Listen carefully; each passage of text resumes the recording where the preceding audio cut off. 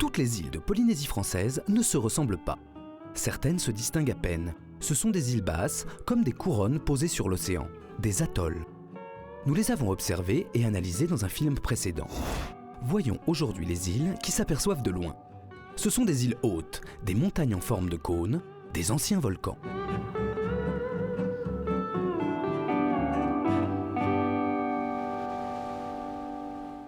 Une île haute, c'est une île avec des montagnes, des falaises. C'est volcanique, des montagnes volcaniques. Une île avec des montagnes, comme Tahiti. Moorea, Tahiti, Wahine, Raiatea. Tahiti, Moorea. Wahine aussi. Raiatea, Taha, les Marquises, Nukuhiva, Oahu.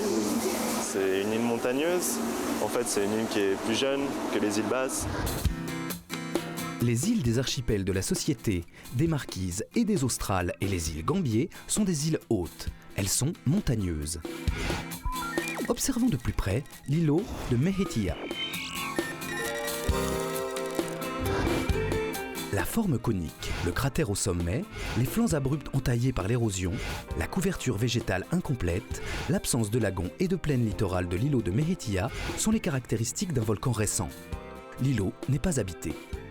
C'est sous cette forme que l'on peut imaginer les premiers temps des volcans polynésiens. Le stade suivant, on va voir des empilements de plus en plus importants qui vont donner une île du type Tahiti.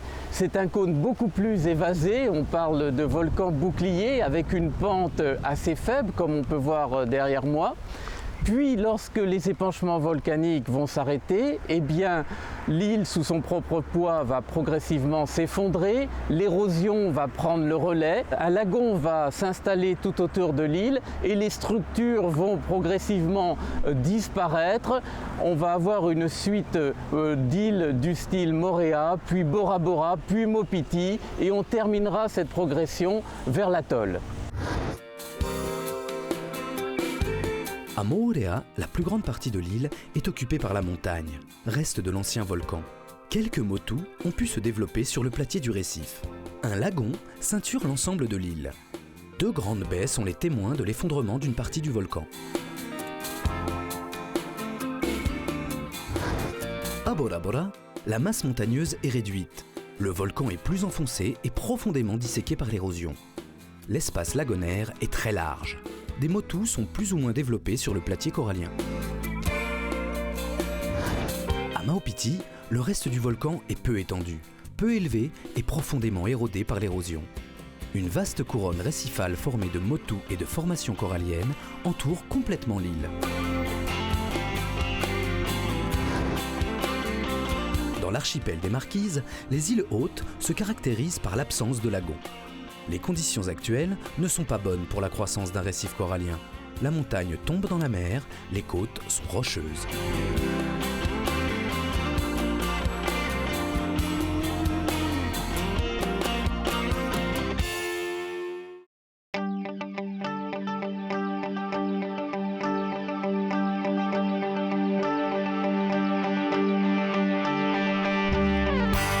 Pénétrons à l'intérieur de l'île de Tahiti en suivant la Papenro.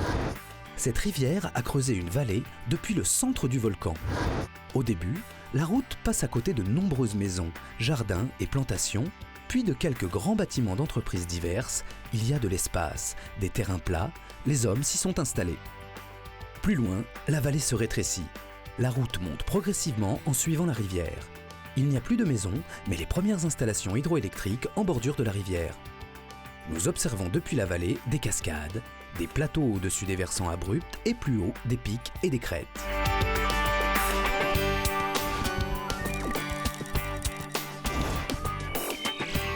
Au centre de l'île, le site archéologique de Wharehape avec ses marae indique que jadis des hommes s'étaient installés loin de la mer.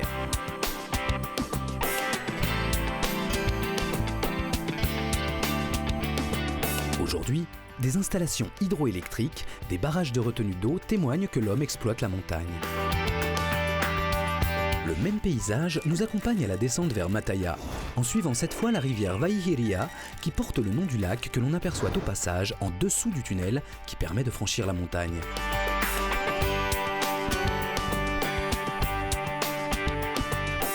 Observons la carte de l'île de Tahiti. La montagne, en vert, que nous venons de traverser, recouvre presque la totalité de la superficie de l'île. Un étroit liseré blanc borde la montagne à l'ouest et au sud de l'île. C'est une plaine littorale coincée entre la mer et la montagne. Elle est absente au nord et à l'est de l'île, où la montagne semble tomber directement dans la mer. La côte est rocheuse. Cela traduit l'opposition de la côte au vent, nord-est, et de la côte sous le vent, sud-ouest. La côte au vent, plus arrosée, n'a pas de récif au large. Elle est battue par la houle. On y découvre une succession de pointes rocheuses, de falaises et de baies. Cette côte peu abritée et peu habitée. Elle offre quelques-uns des plus beaux paysages de l'île. Par contre, sur la côte sous le vent, moins arrosée, abritée de la houle par un récif continu, se développent des plaines plus ou moins larges. Les hommes s'y sont regroupés, développant habitats et activités comme l'agriculture, le tourisme, l'industrie ou le commerce. C'est sur la côte sous le vent, au nord-nord-ouest, que se situe l'espace le plus occupé par l'homme. L'agglomération de Papeete s'étire sur une trentaine de kilomètres le long du littoral, resserré entre les premiers versants de la montagne et le lagon. L'agglomération connaît de gros problèmes de circulation. Papeete concentrant le centre des affaires, de l'administration et du commerce, et une banlieue résidentielle qui s'étend de plus en plus et gagne sur les premiers versants de la montagne, alors que les fonds de vallée sont occupés par des activités industrielles, vallée de Tiperui et de la Punaru.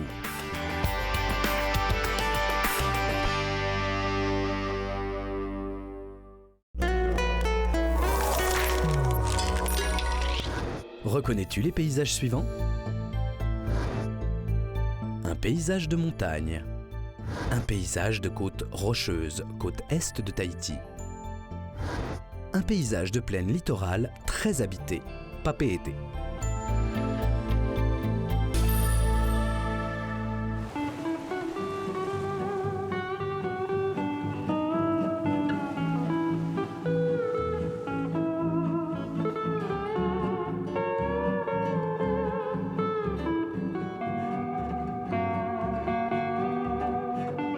Retiens l'essentiel.